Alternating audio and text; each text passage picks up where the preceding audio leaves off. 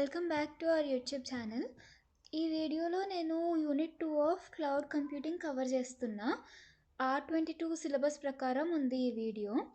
So unit 2లో first topic ఏంటి అంటే cloud deployment models. Cloud deployment models అంటే ఏంటి అంటే క్లౌడ్ ఎన్విరాన్మెంట్ ఎట్లా ఉంది అని చెప్పి డిఫైన్ చేస్తుంది, like ownership, scale and access గురించి. దీంట్లో మనకి 4 టైప్స్ ఆఫ్ డిప్లాయ్మెంట్ మోడల్స్ ఉన్నాయి. First one is public cloud and next is private cloud and then hybrid cloud and community cloud. Public cloud అంటే ఏంటి అంటే ఇది అందరికి అవైలబుల్గా ఉంటుంది. ఇక్కడ డేటా మొత్తం ఉండడం, ఓనర్షిప్ మొత్తం ఇప్పుడు third party cloud service providers వాళ్ళది ఓనర్షిప్ ఉంటుంది, like AWS, Azure, Google cloud platform అట్లా. ఇప్పుడు యాక్సెసిబిలిటీ ఎట్లా అంటే ఇంటర్నెట్ త్రూ వాళ్ళు సర్వీసెస్ ప్రొవైడ్ చేస్తారు. ఎవరికైనా ఎనీ ఆర్గనైజేషన్కి కానీ ఇండివిజువల్కి కానీ ఇది ఈ సర్వీసెస్ అవైలబుల్ ఉంటుంది. ఇప్పుడు ఇది అందరికీ అవైలబుల్ ఉంటుంది కాబట్టి సెక్యూరిటీ అండ్ ప్రైవసీ ఏంటి అంటే తక్కువ ఉంటుంది అందరికి అవైలబుల్ కాబట్టి. అండ్ కాస్ట్ మోడల్ ఎట్లా అంటే పే యాజ్ యూ గో, మనం ఎంత యూస్ చేస్తే అంతే పే చేస్తాం. హైలీ స్కేలబుల్, ఇంకా మనం ఏం మేనేజ్ చేసే పనిలే, బికాస్ థర్డ్ పార్టీ వాళ్ళు సర్వీసెస్ ఇస్తున్నారు కాబట్టి వాళ్ళే మేనేజ్ చేస్తారు. ఇది దీంట్లో మెయిన్ ఏంటి అంటే అందరికీ అవైలబుల్ ఉంటుంది.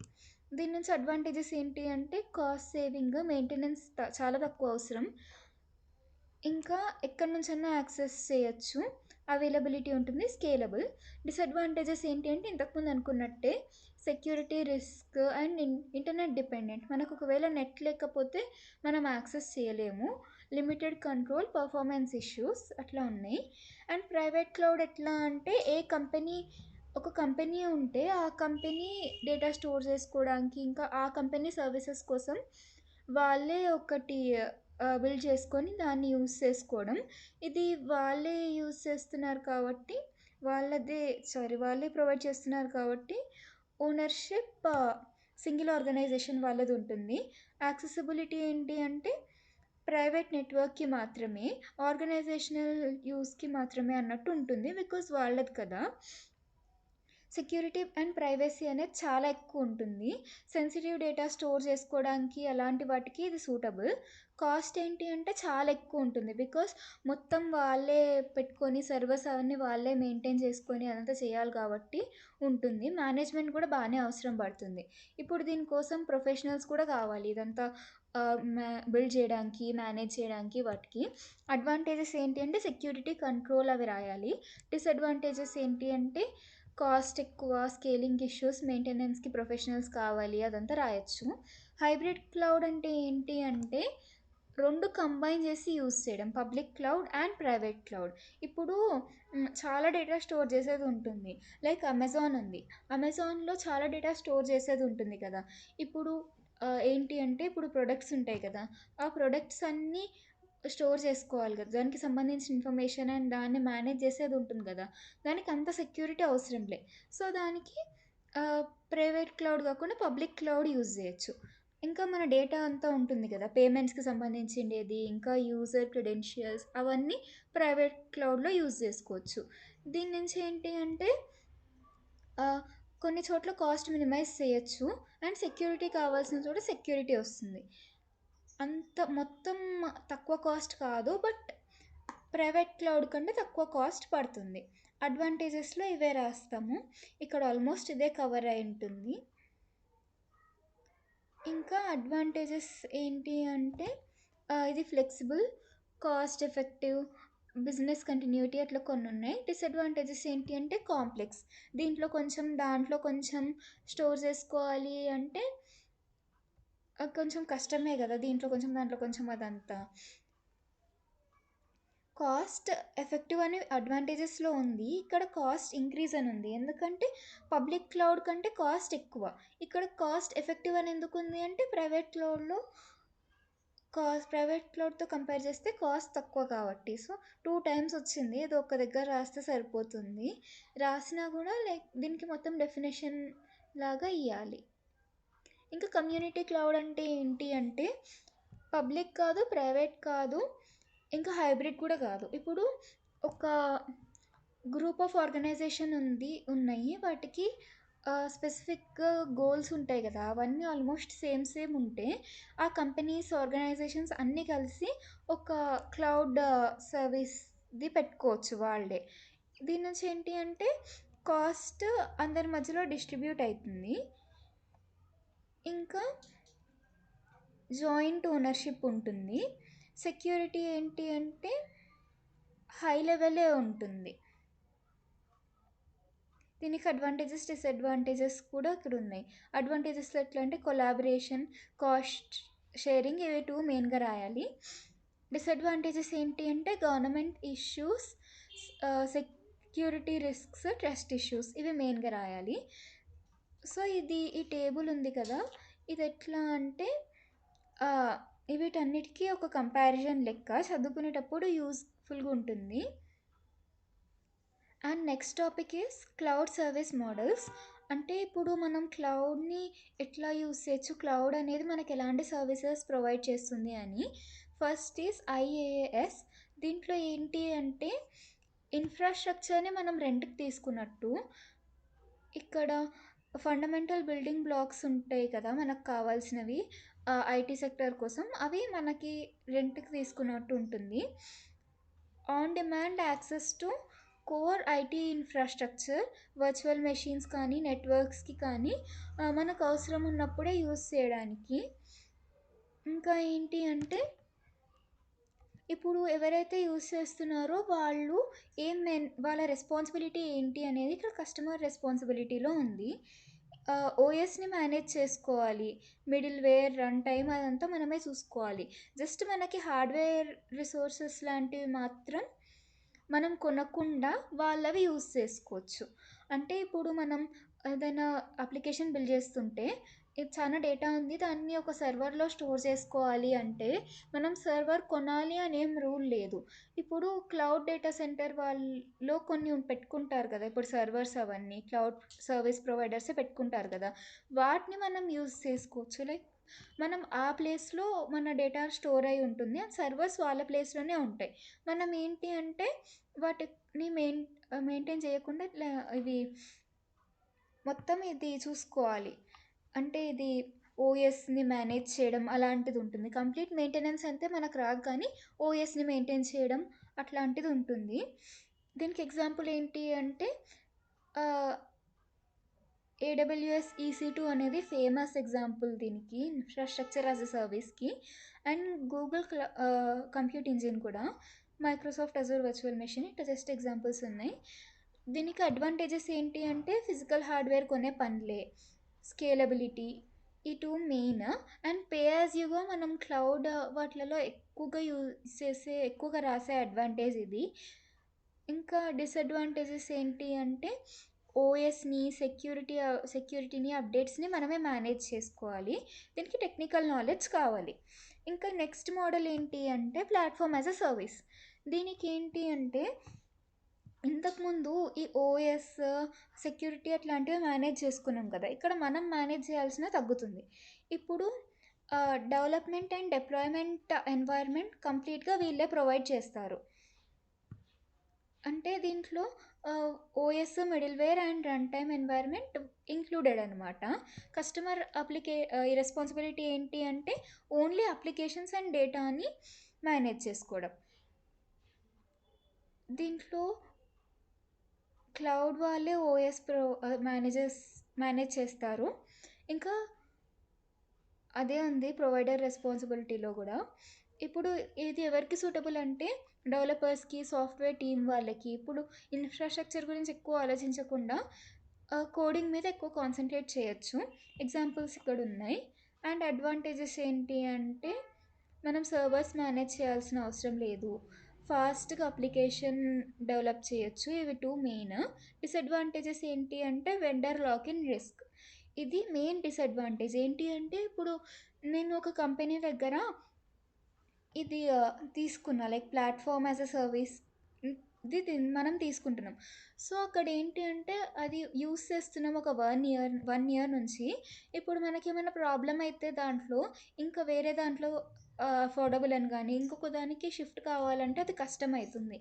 అంటే మన డేటా మొత్తము అదంతా యూజ్ చేయడము అదంతా దీంట్లోనే ఉంటుంది కదా!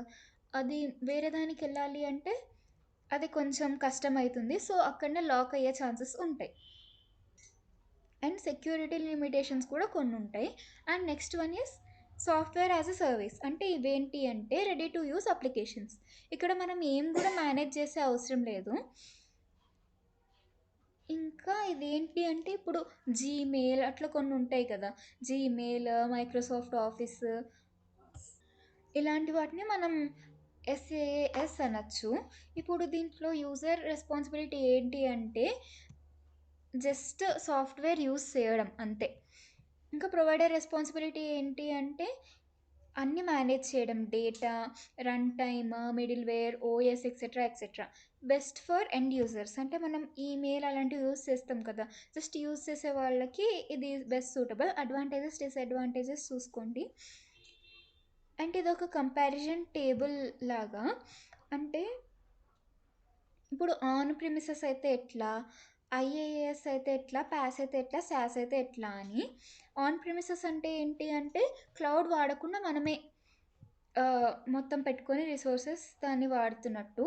ఇప్పుడు దీంట్లో మేనేజ్ చేయడము ఏదైనా గూడా మనమే మేనేజ్ చేసుకోవాలి. అదే ఐఏఎస్ అయితే application, data, run time, middleware, OS మాత్రం మనం మేనేజ్ చేయాలి. మిగతావి ప్రొవైడర్ వాళ్ళే మేనేజ్ చేస్తారు. అండ్ ప్లాట్‌ఫార్మ్ యాస్ ఎ సర్వీస్‌కి అప్లికేషన్ అండ్ డేటా మాత్రమే మనం మేనేజ్ చేయాలి. మిగతావన్నీ ప్రొవైడర్సే మేనేజ్ చేస్తారు.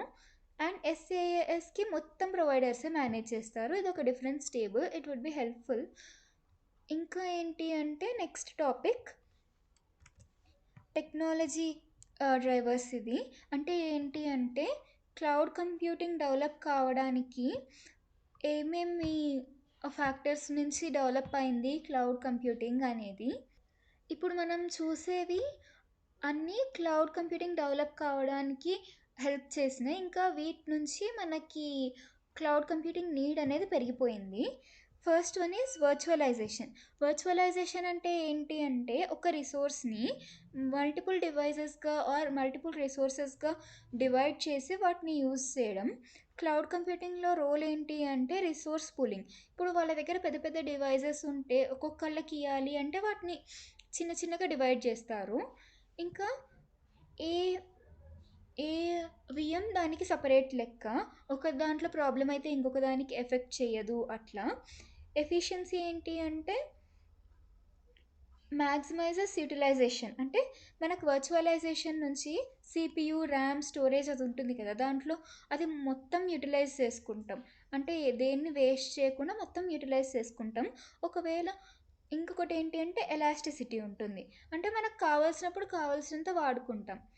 అండ్ నెక్స్ట్ ఏంటి అంటే ఎస్ఓఏ అంటారు. ఇది సర్వీస్ ఓరియెంటెడ్ ఆర్కిటెక్చర్ అనమాట. ఇది సర్వీస్ ఓరియెంటెడ్ ఆర్కిటెక్చర్ అంటే ఎట్లా అంటే ఇవి ఒక ఇదొక స్ట్రక్చర్ని డిఫైన్ చేస్తుంది. లైక్ ఇదొక థియరీ ప్రిన్సిపల్స్ ఎట్లా అనమాట. ఇవి లూజ్లీ కపుల్డ్ ఇంటర్ ఆపరేటబుల్ సర్వీసెస్ ఉండాలి అని చెప్తుంది ఇది. లూజ్లీ కపుల్డ్ అంటే ఏంటి అంటే ఇప్పుడు సాఫ్ట్వేర్ మాడ్యూల్స్గా ఉంటే ఒక మాడ్యూల్కి ఎట్లా ఉండాలి అంటే ఒకటి ప్రాబ్లం అయితే ఇంకొక దాని మీద ఎఫెక్ట్ ఉండకూడదు. సో అలాంటి ప్రిన్సిపల్స్ని ఎస్ఓఏ చెప్తుంది. మెయిన్లీ ఏం చెప్తుంది అంటే ఇట్లా మాడ్యులర్గా ఉండాలి మనం డెవలప్ చేసేవి అని చెప్తుంది. అండ్ క్లౌడ్ కంప్యూటింగ్లో రోల్ ఏంటి అంటే ఇప్పుడు ఇది conceptual framework behind these three services. ఇది మాడ్యులారిటీ అండ్ రీయూజబిలిటీని ఎక్కువ ఎంకరేజ్ చేస్తుంది. అండ్ ఇంటర్ఆపరేటబిలిటీ అంటే services communicate via standardized protocols. అంటే ఒకదానికి కమ్యూనికేషన్ అవసరం పడుతుంది మనకి. అంటే యూజర్ డేటా కావాల్సి వస్తుంది కొన్ని వెబ్సైట్స్లో సడన్గా. అప్పుడు యూజర్ డేటా ఒక దగ్గర స్టోర్ అయి ఉంటుంది. ఆ మాడ్యూల్ ఇంకా ఈ మాడ్యూల్ కమ్యూనికేట్ కావాలి కదా! అలాంటప్పుడు ఒక స్టాండర్డైజ్డ్ ప్రోటోకాల్స్ని పట్టే అవి కమ్యూనికేషన్ ఉంటుంది వాటికి. And high speed network and internet. ఇప్పుడు ఇంటర్నెట్ అనేది హై స్పీడ్ ఇంటర్నెట్ యూజ్ చేస్తున్నాం మనం ఈ లోపల. సో, దాని నుంచి ఏంటి అంటే చాలామందికి బ్రాడ్ నెట్వర్క్ యాక్సెస్ ఉంటుంది. చాలామందికి నెట్వర్క్ యాక్సెస్ ఉంది. సో, దాన్ని బట్టి బ్రాడ్ నెట్వర్క్ యాక్సెస్ అంటే ఏంటి అంటే యూజర్స్ ఏంటి అంటే ఆహ్, చాలామంది క్లౌడ్‌ని యాక్సెస్ చేయగలుగుతున్నారు. సో, దీని నుంచి కూడా పెరిగింది క్లౌడ్ యుటిలైజేషన్. ఇంకా డేటా ట్రాన్స్‌ఫర్. డేటా ట్రాన్స్‌ఫర్‌కి బిగ్ డేటా ఏదైతే ఉంటుందో దాన్ని ట్రాన్స్‌ఫర్ చేసుకోవడానికి కూడా హెల్ప్‌ఫుల్. ఇప్పుడు హై స్పీడ్ ఇంటర్నెట్ అవన్నీ. గ్లోబల్ రీచ్ ఏంటి అంటే చాలా చోట్ల ఎక్కడున్న వాళ్ళైనా యాక్సెస్ చేయొచ్చు ఇంటర్నెట్ నుంచి. Distributed computing and load balancing next one. దీంట్లో ఏంటి అంటే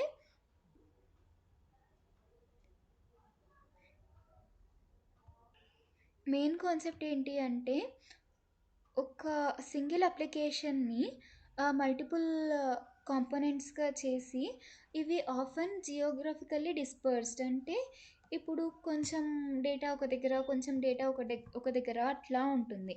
సో, ఇది దీనికోసం ఎక్కువ క్లౌడ్‌ని యూజ్ చేస్తారు. ఇప్పుడు ప్రెజెంట్. అండ్ నెక్స్ట్ ఏంటి అంటే మోడర్న్ ఎనేబులర్స్ ఏంటి అంటే ఇప్పుడు containerization, automation, big data technologies అనేది ఎక్కువైపోతున్నాయి. సో, వీటి కోసం మనం క్లౌడ్ ఎట్లైనా యూజ్ చేయాల్సే వస్తా ఉంది. ఇంకా next topic is multi-core technology. Running tasks in parallel అనమాట. మెయిన్‌గా చెప్పాలి దీనికి అంటే. మెయిన్‌గా ఈ యూనిట్‌లో కొన్ని చోట్ల టాస్క్స్ అన్నిటిని ఇట్లా ప్యారలల్‌గా రన్ చేయడం ఆర్ మాడ్యులర్‌గా రన్ చేయడం ఉంది. ఎస్ఓఎస్ దగ్గర నుంచి. ఇప్పుడు ఇప్పుడు మల్టీ కోర్ టెక్నాలజీ అంటే ఏంటి అంటే ఫర్ ఎగ్జాంపుల్ మన దగ్గర ఒక సీపీయూ ఉంది. ఇప్పుడు ఆ CPU is built using independent processing units. అంటే ఇప్పుడు వాటన్నిటిని అవన్నీ ప్యారలల్‌గా వర్క్ చేయడం అనమాట. ఇప్పుడు మల్టీ కోర్ ప్రాసెసింగ్ అంటే ఒక్కసారి ఒక సీపీయూనే వర్క్ చేస్తుంది అంటే అది స్లో అయిపోతుంది. మల్టిపుల్ సీపీయూస్ ఒకటేసారి వర్క్ చేస్తాయి అంటే మన ప్రాసెస్ అనేది ఫాస్ట్ అయిపోతుంది. ఇప్పుడు కాంపోనెంట్స్‌గా ఉంటే మన అప్లికేషన్ ఒక కాంపోనెంట్‌ని ఒక పార్ట్ రన్ చేస్తుంది. ఇంకొక కాంపోనెంట్‌ని ఇంకొక పార్ట్ రన్ చేస్తుంది. అట్లా ఉంటుంది. కీ కాంపోనెంట్స్ అంటే ఏంటి అంటే కోర్ ఏంటి అంటే మన main CPU. ICs integrated circuits అంటే ఏంటి అంటే దాంట్లో మళ్ళీ పార్ట్స్ ఉంటాయి కదా సీపీయూలో అవి.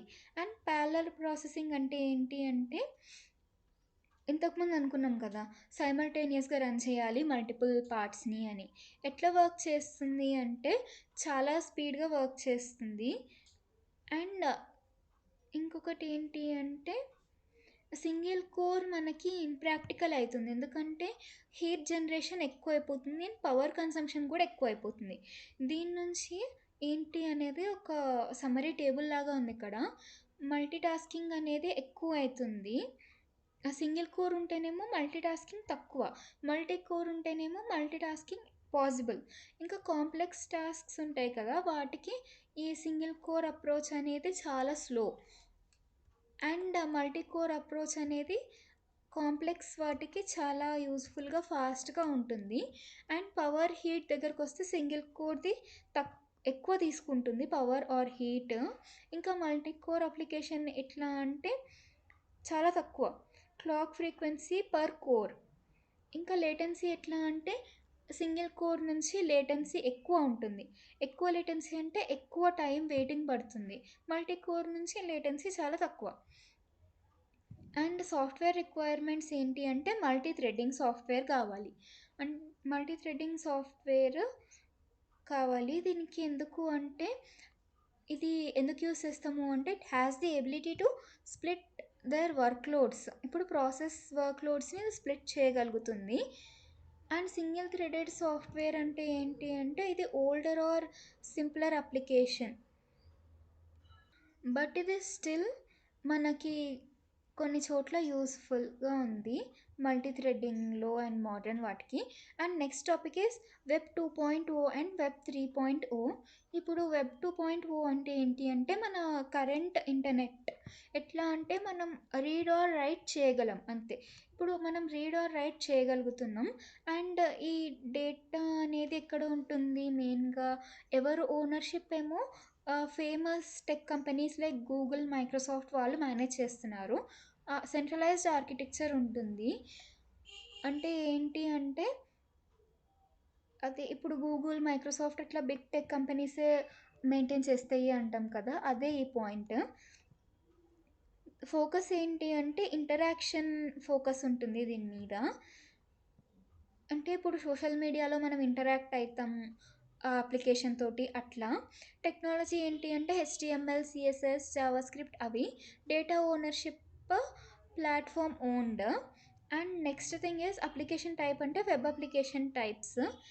మానిటైజేషన్ అంటే మనకి సోర్స్ ఆఫ్ ఇన్‌కమ్ ఎట్లా దీని నుంచి అంటే అడ్వర్టైజింగ్ నుంచి మెయిన్‌లీ. ఇది వెబ్ 2.0 దీనికంటే ముందు వెబ్ 1.0 అని ఉంటుండే. వెబ్ 2.0లో మనం రీడ్ అండ్ రైట్ చేయగలుగుతున్నాం డేటాని. అండ్ వెబ్ 1.0లో ఎట్లా అంటే ఓన్లీ రీడ్ చేయగలుగుతుండే.